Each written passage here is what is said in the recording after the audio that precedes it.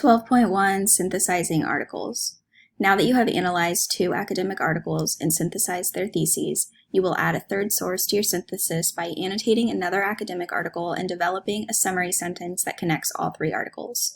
Simultaneously, you will begin to develop and distribute a survey on your research topic. Synthesis. You have annotated, analyzed, and synthesized 2 articles. Adding a third article is not significantly different, but it is an important step. When you are looking at 2 articles, it can be easy to default to a compare and contrast model instead of achieving real analysis and synthesis. Further, synthesizing only 2 articles can result in a representation of a topic as two-sided, which is a limited perspective that does not result in a robust exploration of complex topics. For your third annotation of a scholarly article, focus on reading for the elements that will contribute to your annotation and your analysis and synthesis. But also work on strengthening your annotation. What elements can you add to provide more relevant content, and what areas can you cut? Can your summary be more concise so that you can expand in the analysis and synthesis? Can you take a closer look at elements that lend themselves to analysis? How can your synthesis be as clear as possible yet highlight real connections across your conversation? As you read your third academic article on a connected topic, you should start to become more familiar with the organization of the articles and the concepts of the content, which is also providing you with examples of the work and the writing of the discipline. For 12.1, in addition to your annotation and synthesis, you will also write a brief description of what connects the articles, specifically in relation to the research and writing of the field as demonstrated in these 3 articles and these select journals. Assignment 12.1. Based on your readings, write a 2-paragraph annotation of a third academic article on your topic. Include summary and analysis of the article and note the thesis/findings. Then write 1 paragraph of synthesis connecting the theses and findings for all 3 of the articles on your topic. Format the third source in the style you wish to use for the analytic exploration. Survey. When you have completed analyzing and synthesizing academic sources, you will complete the same process with 2 popular sources in Assignment 12.1. Academic content is the foundation of the Academy, so learning to navigate it with confidence is vital. But the work of the Academy provides the foundation for developments and conversations that extend across and beyond our society. One intention of the analytic exploration is to develop a limited understanding of the conversation on a topic as it manifests through academic literature, but we also want to see how the conversation moves into and across public conversations. In addition to locating that thread through 2 popular sources, you will create your own set of data to contribute to the exploration. In order to have time to gather responses to review next week, you need to develop and distribute your survey this week. In Assignment 14.1, you will describe and integrate your results, and in order to have results to describe, you need to send a survey within the next few days, and so we will go ahead and decide how to do that so that you can get started. Like so much of what we are encountering, research design is constructed with disciplinary practices in mind, but it is also grounded in foundational practices that span disciplines. Surveying and interviewing are examples of methods that cross disciplines but are informed by the methodologies and theories of the discipline. And similar methods can be used to yield results that are intended for different purposes. For example, a psychologist's way of surveying and interviewing is different from an anthropologist's practices. For our purposes, we will construct and deliver a short and simple survey using Google Forms, which will allow you to think critically about research design and prepare you for other courses that will teach discipline-specific methods for conducting research. Consider these questions about how you want your own survey to look and who you might decide to survey. Each question requires you to consider the type of knowledge you want to construct, an essential step in learning to do research. Whom do you want to survey? What do you know about your sample subjects? What do you want to know from them? Specifically, what do you want to ask them? How do you want to ask each question? And where do you want to distribute the survey? Whom do you want to survey? The group of people you survey is your sample. Ideally, research would include a representative sample of the population, and the sampling would be random. Representative sampling means that people are enrolled in a study based on certain percentages of characteristics. Representative sampling is sometimes thought to contribute to generalizable knowledge, or knowledge that makes claims about a broad group of individuals. However, the criteria used to achieve generalizable knowledge varies across fields. The aim of our assignment is not to engage in this debate, but to practice creating a sample with limitations that we acknowledge and accept in relation to our goals for and intended use of the survey data.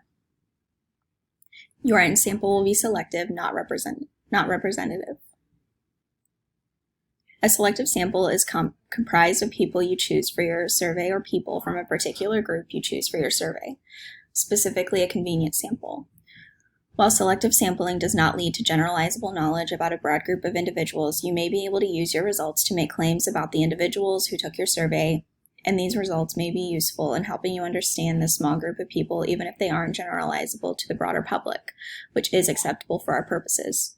To develop a sample, think through who you can contact online and who will be willing to complete the survey. Friends or family, classmates, fellow members of a group or club, students who live in your dorm, or groups within and beyond USF. What do you want to know about your sample subjects? To answer this question, consider a few major questions you have for your survey takers. Most people who take your survey are not willing to spend very long on the task, so stick to 10 questions or fewer, preferably far fewer.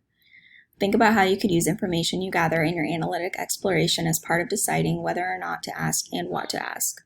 For example, if it could be useful to know what people know about a subject is in any way related to their field of study or work, so we might want to ask that question and ask for that information. As you are drafting your survey, avoid asking for personal information, including name, email address, or other identifiable information. Identifiable information is any information that could lead to an individual's identity. USF and all universities take privacy very seriously. Researchers who are asking for identifiable information are subject to rules and reviews related to ethical and legal practices that regulate how information can be collected, stored, and used. At USF, these rules and reviews are administered by the Institutional Review Board, or IRB. You can avoid getting into trouble with the IRB by avoiding asking the people taking your survey about their name, identification numbers like school ID or social security data, birth dates, medical records, financial records, and educational records that could cause the person to be identified. In general, if you have no specific plan to use the information, don't ask for it. What do you want to know from them? Specifically, what do you want to ask them? Now distill what you want to know from your sample population into specific questions. Questions should be written and revised for audience and intention. Also consider how you want to ask each question. Consider the needs of your audience when you are revising your survey questions. Above all, most audiences don't have much time or may not be riveted by the content of your survey, so design your survey with this constraint in mind. Ask as few questions as possible and design your survey to be completed as efficiently as possible. To help you compose the most efficient survey, consider the language you are using to ask your questions and the type of response you want from your audience. Write your survey questions as simply as possible and then ask yourself how any reader could possibly understand the question differently than you intended. Writing as simply as you can will help you reach a larger number of survey takers and increase the likelihood that your questions will be understood and your results will be intentional. The importance of developing questions is yet another reminder of how writing plays a pivotal role across and beyond the academy. Also consider the type of response you want from your audience. When you want a yes or no answer, ask a yes or no question. Asking questions like, "Have you heard of this topic?" will result in yes or no answers.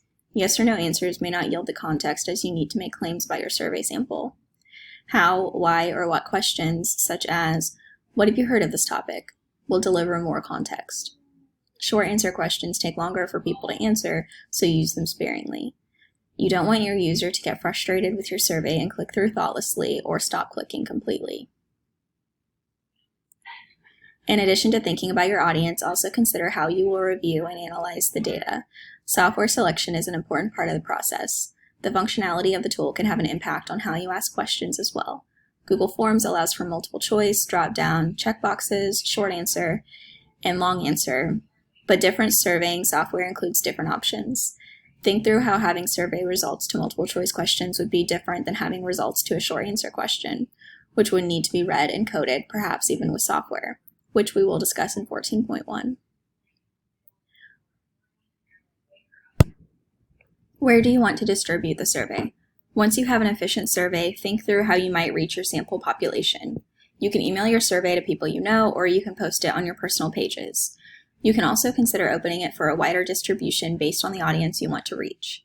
Many USF students choose to use the USF or Tampa subreddits, though both sites have rules for posting surveys. You can also consider class-specific Facebook groups, though you may want to contact the group admin first to ask whether you can distribute the survey. Also consider creating a Twitter, Snapchat, or Instagram post and then using hashtags that will target your sample audience. Many researchers use email listservs to distribute field-specific surveys. You may not yet have access to these listservs, but they are also an option. Like all the other distribution mediums, listservs have rules about who can post what. Look for these rules and ask permission from the listserv admin before posting your survey. After you have considered all of these sections, it is time to create your survey in Google Forms and distribute it to your sample audience. Your instructor will help with the mechanics of this process, and numerous sources on Google Forms offer detailed help. In fact, there are a number of quality resources relating to creating, distributing, and analyzing surveys and survey results, such as Qualtrics, Rutgers, Pew Research, and Harvard. Once we gather the data, we will look at what we want to do with it, so go ahead and start developing and distributing surveys. All of your survey considerations should be framed by the assignment.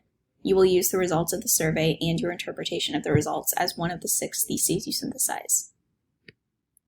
You don't know what your popular sources will say yet, but you should be getting a general idea of the academic sources. What is in the academic sources that you can ask your audience? You don't have to overthink it. To start, perhaps you simply want to know if your audience is familiar with the topic. Maybe you want to know what your audience knows or thinks about your topic and where they get their information. If you see more than one perspective in the academic sources, and you should, maybe you want to ask your audience if they think one perspective is stronger and why. While you cannot collect personal information, you probably do want to ask for general information that is relevant to your questions. For instance, if you want to see if people in different fields tend to have a specific opinion, you need to ask for occupation. Or if you want to look for a pattern across answers by major, ask for that information. You should let your audience know that your survey results will be used for a class project and that their responses are anonymous, which means you cannot collect email addresses. Include general information about the survey and the number of questions and the amount of time the survey will take at the top of your Google form. Constructing and distributing surveys is a specific skill, and there is a considerable amount of literature on how it can and should be done. Analyzing survey data is also a practice that takes time and effort to learn and develop. Like other aspects of research, these practices are best honed within the work of your field. Our goal is simply to practice with the basics and round out our analytic exploration so that we can see how our topics move from the academic sources to the public and popular sources, and from the public sources to the public opinion. If you are interested in research design as part of USF's undergraduate research experience, consider taking the chance to learn more. As an undergraduate researcher, you should be aware of how the university protects human and non-human research subjects, and how this protection influences the types of knowledge that you can study. The federal IRB, the USF IRB, and the USF's IRB's training materials will help you learn more about the research process. Contact the Office of Undergraduate Research if you are interested in doing more research within the university. Go ahead and develop and distribute your survey to at least 20 people with the goal of at least 15 responses, and give yourself time to review the results before we engage them.